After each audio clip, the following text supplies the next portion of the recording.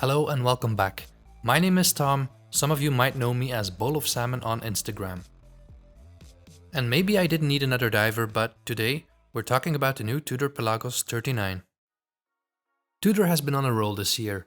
After I previously skipped the tempting Blackbay Pro and the Ranger, I couldn't resist this one. I jumped on the list for this watch 5 minutes after it was announced. So, after about a month of ownership, how do I feel about it? I didn't exactly have a blazing start with this one. There was one comment on one of my photos on Instagram that comes pretty close to how I felt about it at first. By all accounts, it's the watch that many of us have asked for. Good looking, well proportioned, high tech, objectively almost perfect, and yet entirely devoid of character and soul. We can dive into the good looks and perfect specifications in just a minute, but maybe I should start by trying to explain why I think the watch has no character.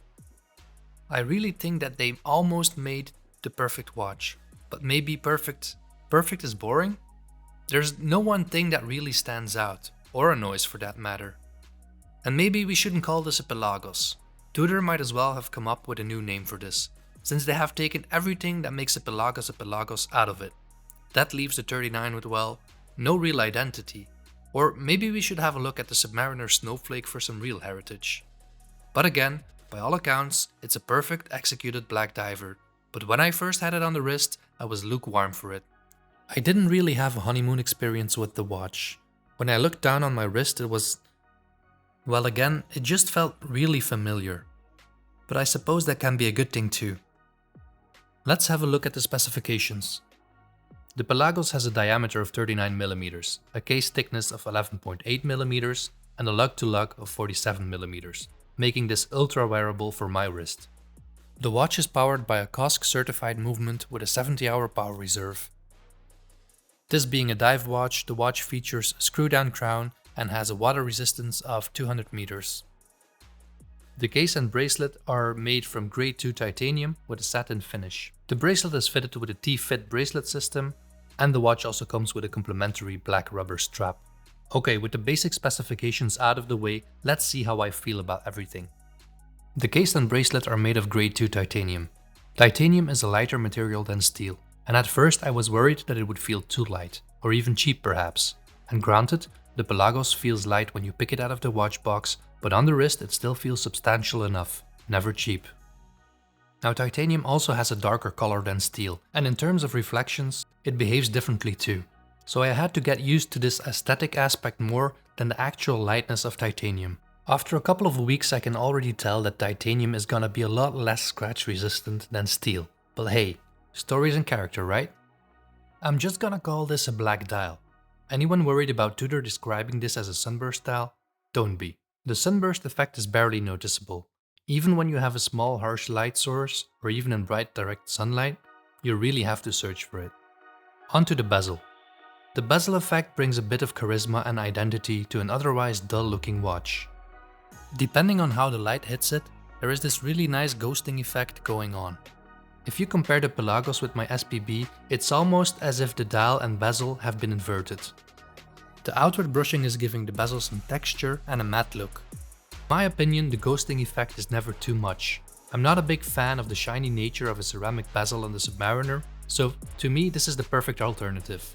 If we have a look at the coating on the sapphire crystal, the coating on the Pelagos is much nicer than the milky effect on the SPB or the glary Submariner. The rough coin edges on the bezel of the Pelagos play into the more rugged look of this piece. Both the bezel and crown provide you with the proper grip. Now the bezel action itself. When turning the bezel, the movement didn't feel consistent all the way through. I had even expressed my concern to my AD at pickup, but after playing with it for a bit, I have to say that it now feels totally smooth.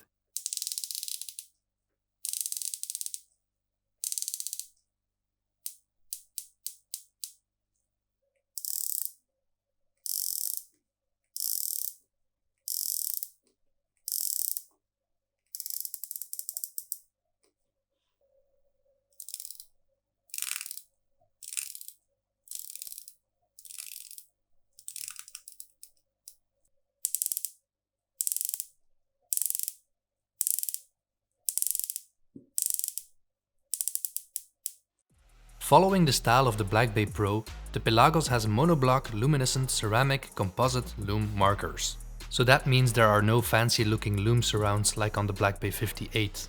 These LUME blocks might have a 3D look to them on product shots, but in real life I don't find them very pronounced.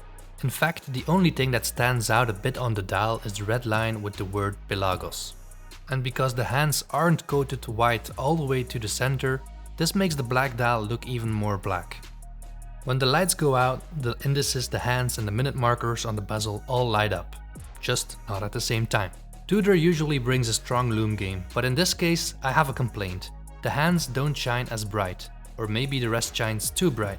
It's difficult to make a case for this in a studio environment, but when you look at your watch in total darkness, because there is so much glowing around the hands, it's a bit like trying to look through the windshield of a car that has the headlights turned on. A lighter bracelet with adjustable clasp is the reason I considered this watch as an upgrade to my other divers. With the new T-fit clasp you can adjust your bracelet on the fly. For my wrists it fits perfect, but I imagine that for some smaller wrists that clasp can look unnecessarily long. The finishing looks great, but if you compare the bracelet to the Blackbay 58, the edges feel a bit sharper on both the bracelet and definitely on the far end of the clasp. Now it is super comfortable, and even after a month I can say that this will be my favorite bracelet watch in the collection. I'm already looking forward to warm summer days with an adjustable clasp. There is this other thing though.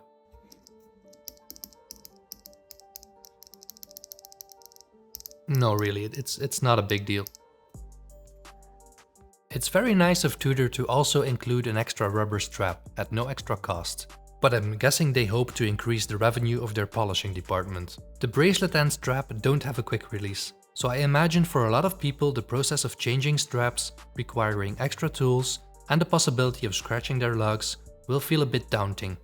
The strap itself? Well, it's an interesting look with those titanium end links, and it feels comfortable, but both that clasp and those keepers feel a bit bulky too. And again, for smaller wrists, the rubber might be a bit too long. It's a shame the lug width is 21mm, but I'm sure that a lot of brands will jump on the hype train and offer 21mm soon. Now the Pelagos has been on my wrist almost non-stop, and it's great. It just isn't special. But that's probably what I wanted when I decided to go after this watch. So how does it stack up to some other popular divers? At 41mm, it wears bigger and of course heavier than the Pelagos. But I really love this watch. This is the watch that I really spend most of my summer adventures with. But because of that rattly, uncomfortable bracelet, it spends most of its time on a good tropical or NATO strap. And with the Pelagos having an adjustable bracelet, this was the upgrade I was looking for. But I realized that the SPB is the reason my other watches don't share the same amount of travel stories. And that's not just because it's a more affordable option. I really always enjoyed having this one on my wrist during trips.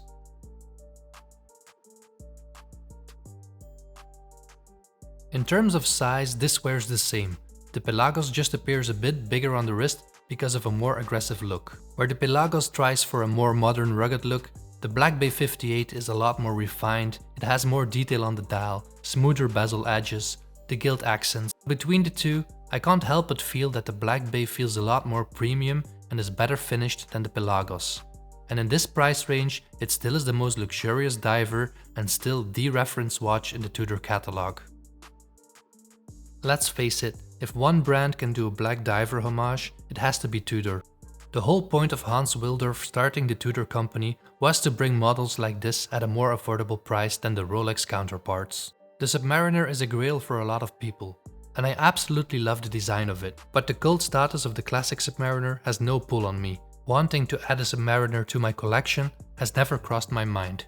If you really want a Submariner, this Pelagos will be a nice placeholder for you, but it won't stop you from longing for that Rolex. And I know that at twice the price point this should be a given, but the Rolex just oozes quality and luxury a lot more. So how do I draw a conclusion? I've been wearing the Pelagos non-stop. I'm liking it better every day. It's casual, it's plain, kinda boring, but still pretty perfect. You have it on your wrist and you forget it's there. Is that a positive or a negative? I can't seem to figure that out. It sits better on the wrist than my Seiko. It doesn't have the bling gilt accents like my Blackbay, and it doesn't draw attention in a crowd like a Submariner would. It has everything, but it isn't special, and it doesn't have a story. So maybe I should just stop overanalyzing and add my own story to it. Just enjoy the watch for what it is. Near perfect. Thank you for watching. Do hit that like button and support the channel by subscribing. If you have any questions, hit the comments or come find me on Instagram, and I hope to see you in the next one. Bye.